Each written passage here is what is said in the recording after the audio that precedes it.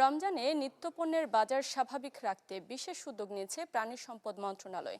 সুলভ মূল্যে দুধ, ডিম, গরুর মাংস, ব্রয়লার মুরগি বিক্রির কর্মসূচি শুরু হবে রমজানের আগের দিন থেকে।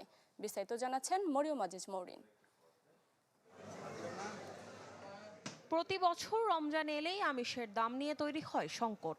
দাম কমাতে ও বাজার ঠিক রাখতে সরকার নেয় নানা উদ্যোগ। এবারের রমজানও তার ব্যতিক্রম নয়।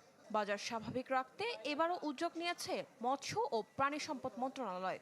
সিয়াম সাধনার মাসের শুরুর থেকে ২৫ রমজান পর্যন্ত মোট ২৬ দিন ভ্রাম্যমাণ বিক্রয় কেন্দ্রের মাধ্যমে সুলভ মূল্যে বিক্রি হবে দুধ, ডিম, গরুর মাংস ও ব্রয়লার মুরগি। কর্মসূচির আওতায় ড্রেস ব্রয়লার মুরগি প্রতি কেজি ২৪৫ টাকা, পাস্তুরিত দুধ লিটার প্রতি ৮০, প্রতি পিস ডিম ৮ এবং গরুর মাংস বিক্রি হবে ৬৫০ টাকা কেজি দরে। ৮ টাকা পিস ডিম যদি সবাই বিক্রি করে বা সবাই যদি কিনতে পারে, তাহলে দেখা যাবে যে আপনার ছোট ফ্যামিলি বা বড় ফ্যামিলি সবাই কিনতে পারবে। বিভিন্ন সময় বিভিন্ন সরকারি অনেক প্রপোজাল দেয় আমাদের জন্য, সাধারণ মানুষের জন্য, কিন্তু এগুলো বাস্তবায়ন হয় না। যেভাবে লাইন ধরে যেভাবে পারাপারি করে যুদ্ধ করে আনতে হয় একটু কম দামের জন্য, এটা আমাদের মধ্যবিত্ত মানুষের জন্য খুবই কষ্টকর। চায়ের কাপে সমাজ বদলের ঝর্ণা তুলে আগে গোছান নিজেকে। প্রিমিয়াম টাইটানিয়াম আলমিরা, গুছিয়ে ফেলুন জীবনটাকে। আর লজ্জাদায়ক। প্রাথমিকভাবে ঢাকা মহানগর ও সিটি কর্পোরেশন এলাকায় ২৫টি গুরুত্বপূর্ণ স্থানে এই কার্যক্রম পরিচালিত হবে।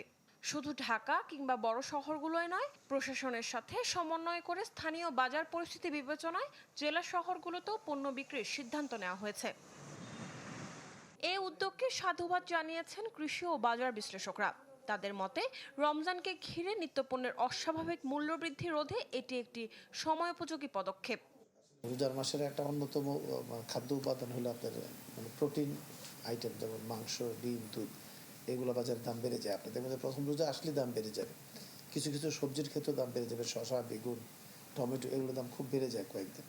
সুতরাং প্রাণী সম্পদ মন্ত্রণালয় যে উদ্যোগটা নিয়েছে যে তাদের আওতাধীন যে সমস্ত পণ্য, বিশেষ করে মাংস, গরুর মাংস, মুরগির মাংস, ডিম, দুধ, এগুলো যদি তারা একটু কম দামে দিতে পারে একটা রিজনেবল প্রাইসে, তাহলে আমি মনে করি যে নিম্ন আয়ের মানুষ বা তাদের জন্য একটা সহায়ক হবে।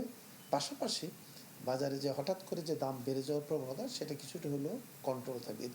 কর্মসূচির কার্যকর বাস্তবায়ন, নির্ধারিত দামে পণ্য বিক্রি নিশ্চিতকরণ এবং সুষ্ঠু বন্টন ব্যবস্থার উপর বিশেষ নজর দেওয়ার তাগিদ দিয়েছেন তারা। মরিয়ম আজিজ মৌরিন, চ্যানেল 24, ঢাকা।